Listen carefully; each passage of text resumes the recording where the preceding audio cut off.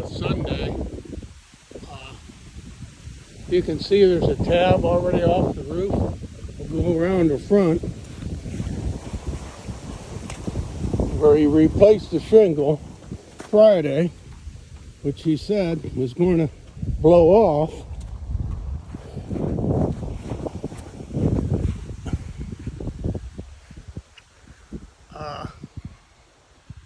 You can see where it blew off.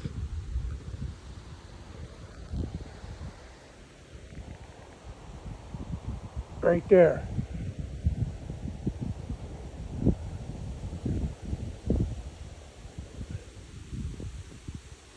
That tab already blew off.